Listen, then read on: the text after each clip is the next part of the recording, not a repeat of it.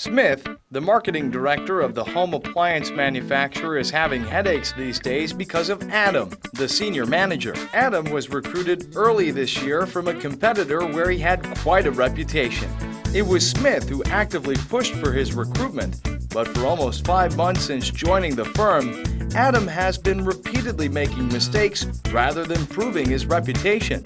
He made yet another mistake today, omitting an important piece of information in the proposal sent to a client. Smith understands it takes time to adjust, but for how much longer should he be patient? He's feeling increasingly regretful of having recommended Adam in the first place.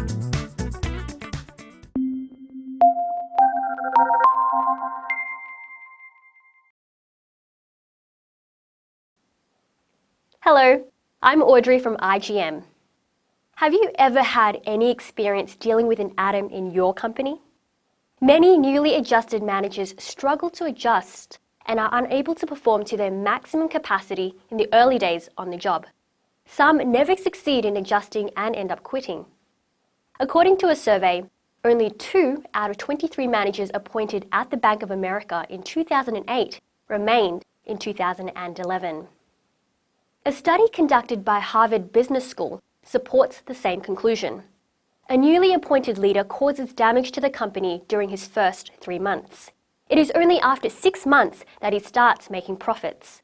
Given that the above finding is based on cases of both managers promoted from within and managers recruited from outside, the length of adjustment period would be much longer when only managers recruited from outside are taken into account. The company would need to take every care in order to minimize the length of time for adjustment. So, what's to be done to help newly appointed leaders?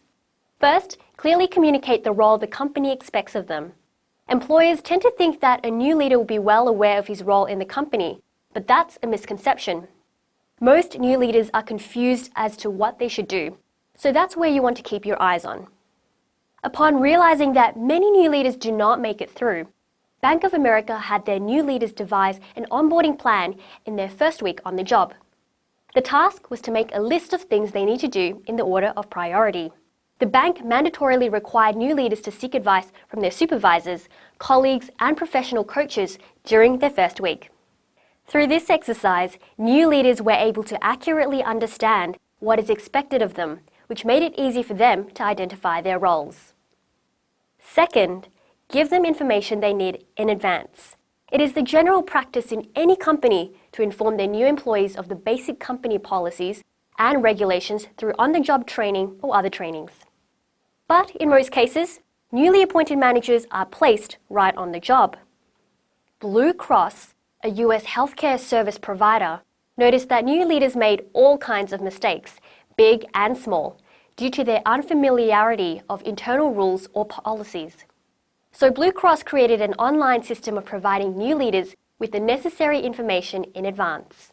They provided information on the firm's business goals, major plans, an organizational chart, key clients, and projects. US Southwest Airlines offers a similar service. Since 2001, they have made an online on-the-job survival guide available for their employees. The material is compiled by predecessors, detailing where to look for certain information and what to be cautious of, specific to each managerial position.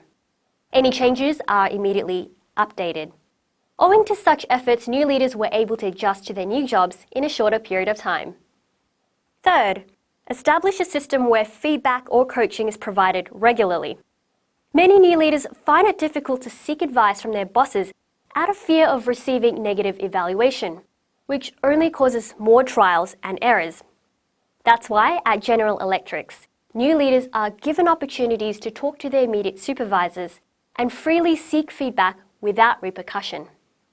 The company ensures that no participant in the session is subject to any disadvantage regardless of what they say. Supervisors are also encouraged to give honest feedback. Through such sessions, new leaders are not only able to address their long-kept concerns, but also communicate better with their supervisors. Some companies, like Agilent Technology, use professional coaches from outside. They contract a professional consulting service to evaluate their new leaders on a monthly or quarterly basis and provide feedback. The process continues for 6 months, which may be lengthened depending on how the subject adjusts. New leaders who have undergone the process reported that they were able to find a more systematic way of handling their concerns as a result. Fourth, find new leaders, reliable colleagues to work with.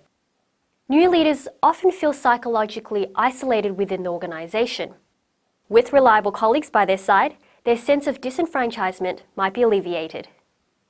The global oil company Shell holds a workshop for its new leaders every year.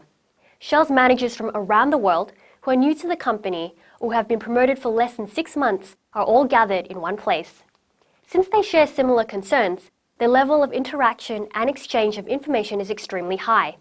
The personal network formed during this workshop is known to facilitate communication between departments as well. What do you think? New leaders, have you neglected them, thinking they should know better to handle things on their own since they are not, after all, fresh out of college? But just like any newcomer, new leaders need somewhere to fall back on, and the company should proactively be there for them. Remember, the longer it takes for a new leader to adjust, the greater the loss will be for the company.